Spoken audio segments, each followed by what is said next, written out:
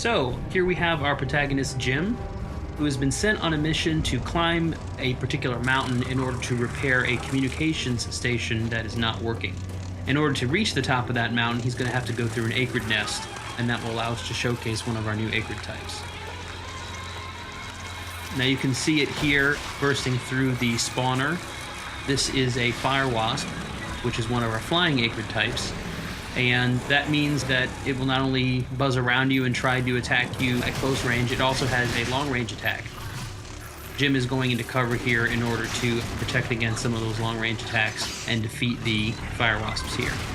Now he's throwing a grenade at the spawner, and we'll follow that up with some gunfire here in order to take it out, and that will allow him to move into the next area.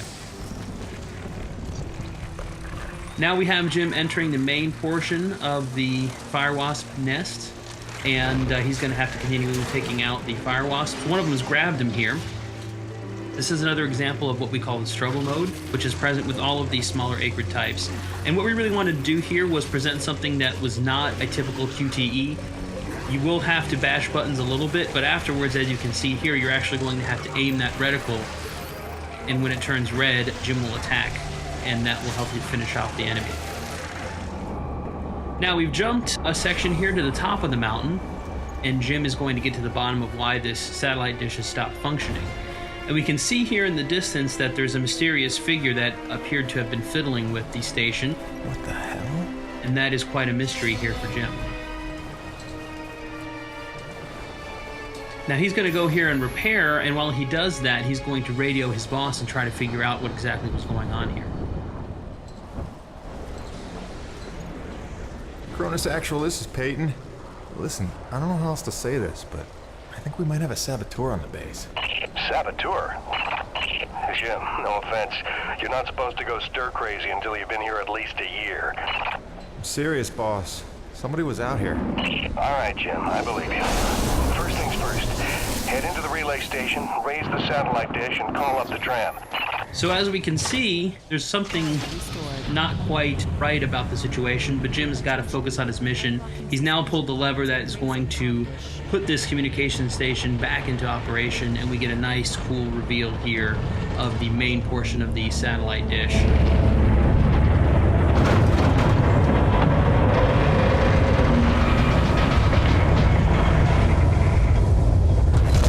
Comm dish locked and ready for transmission.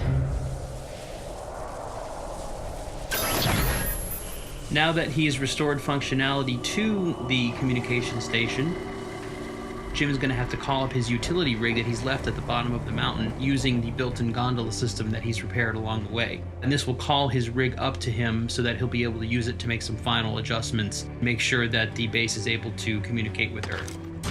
So as we can see here, he's operating the gondola system. And that will call the utility rig back up from the mountain, and all he has to do is wait for it to arrive to complete his mission. Cronus Actual, you copy? I've got the satellite dish working, just waiting for the rig to come up. However, looks like someone's not too happy having visitors here at the top of the mountain. This is another one of our new acrid types that we're showing off here in the video. And this is the spitter, which is a Cat L, large size acrid. As you can see, it's sort of scorpion-like. And this is actually going to be one of the larger acrid types in the game. Not the biggest by far, but certainly one of the larger types. And it's going to be quite difficult for Jim to defeat on foot. It's basically a boss encounter. As you can see, you have to roll, you have to dodge in order to avoid its attacks from its tail. It also spits venom at Jim as well. So what Jim is really doing here is he's trying to damage it and really trying to stand up against it, but he knows that his rig is on its way up, and if he can get in his rig, it's going to make this a much more even fight. And so that's definitely what Jim is looking to try to do here. Now, he's hit it enough times and done enough damage that the spitter is going to retreat to its cave. And that's actually good timing for us because it'll give us an opportunity to buy some time while the rig shows up. And we can see a little bit there from the gondola apparatus, the rig showing up here as we take out a few of these fire wasps. And sure enough, here is the rig that has shown up at the top of the mountain. And now all Jim has to do is get in it, and we're going to try to finish off the spitter that we saw a few minutes ago. Once again, when we jump into the rig in Lost Planet 3, we're back in first person. It's very important for us to sell the perspective and the scale of the rig. It is the largest vehicle we've ever had in the series. And here, Jim is going to use one of the upgrades that you get over the course of the game, which is called the winch.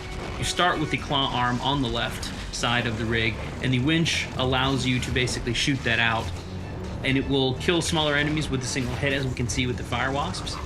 And then you can also use it to latch on to larger enemies and draw them in. Now, we can see that the spitter has shown back up. Looks like it's rested a little bit and wants to get back in the fight. So now we're going to give it something its own size to take on.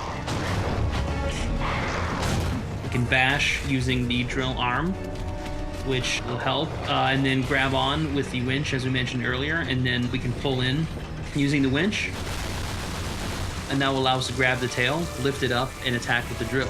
Now, important thing to note here, it's hard to tell a little bit from the video, but when you're actually playing the game, all of these things are their own unique controls. So when you grab onto the tail, you've got to use the trigger to grab, you've got to use the stick to lift the tail up, you have to use the right trigger to drill, and you have to aim the drill. So it's not a situation where the game's doing everything for you. We really want you to feel as though you're personally in control of this large rig. Now we've taken the tail off, we've bashed it into submission a little bit, and we're going to try to come in here now to finish it off. So bash it, stun it a little bit, come in, grab with the left trigger, and then we're going to use the drill here in order to finish it off, which is quite a gory and satisfying way to kill the enemies. And there we go. Before we finish out the video here, just going to play one of our cool cinematics here that's going to show a little bit more of the background of some of the characters and also give some hints at some of the mysteries that Jim and the others are facing here on EDN 3.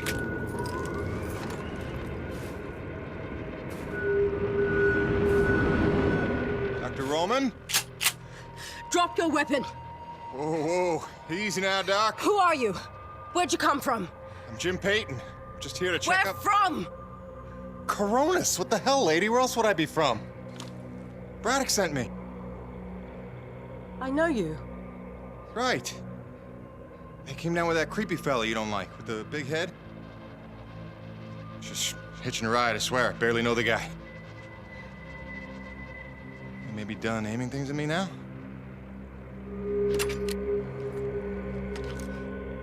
Braddock sent you? I want to make sure you're okay. See if you needed any help. Touching concern after all these months. To what do I owe such an excess of caution? I might ask the same, Shotgun Sally. You've seen it then, haven't you? It? Someone in the distance. Watching. Hard to know what I saw. They say folks start to crack up. Out here in the white too long? Perhaps. Do you feel cracked? Can't say as I do. Then there's something the old man's not telling us. You realize that? Trying not to. I know how it is. You didn't come here to ask questions. But believe me, James, this place has secrets. Keep your eyes open, or they'll sneak up on you when you least expect it. It's all good and ominous, Doc. I'm just here to do a job. That's convenient. I've got one for you.